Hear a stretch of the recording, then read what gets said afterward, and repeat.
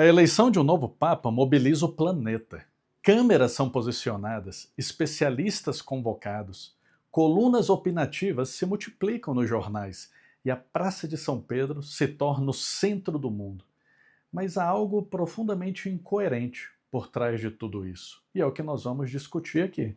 Por que o mundo que rejeita Jesus Cristo, a moral cristã, a igreja e tudo o que ela representa, se importa tanto com a escolha do novo Papa? Por que não ignora simplesmente? Por que insiste em se envolver, opinar, manipular? A resposta mais honesta, meus caros, é também a mais inquietante, porque o mundo não ignora a igreja. Ele a teme e por isso mesmo deseja destruí-la ou instrumentalizá-la.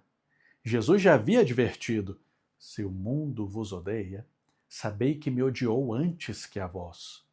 Desde o início, a Igreja de Cristo foi perseguida, e não por ser politicamente perigosa, mas por ser espiritualmente insuportável para o espírito do mundo. Os mártires dos primeiros séculos não morreram por fanatismo, mas por fidelidade a uma verdade que não se negocia.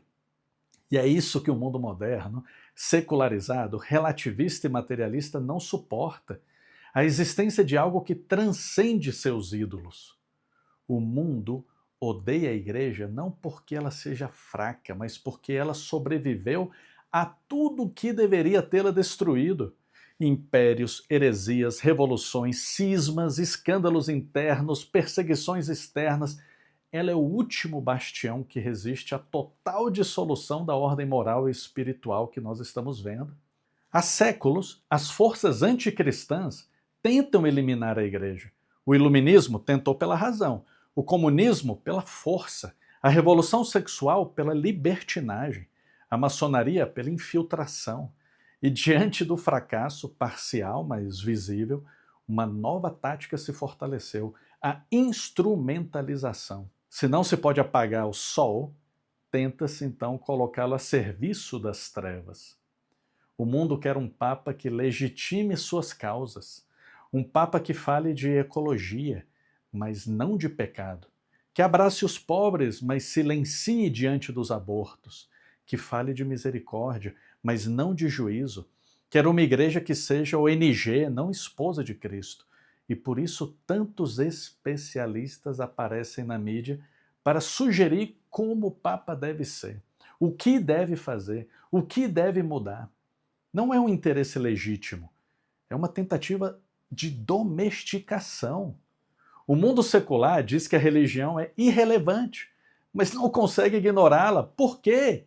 Porque, no fundo, a Igreja Católica é o único lugar onde o mundo ainda encontra um eco do sagrado, que ele próprio destruiu. Por mais que odeie os mandamentos, a liturgia, a moral e o magistério, o mundo reconhece, ainda que inconscientemente, que ali ainda há algo eterno. É isso que incomoda. A igreja é a memória viva de que há uma verdade que não passa. E para um mundo que só acredita na mudança, no progresso, no fluido, essa permanência é um escândalo. Mas também um testemunho irresistível. Não é por acaso que durante um conclave, muitos meios de comunicação se comportam como cabines eleitorais.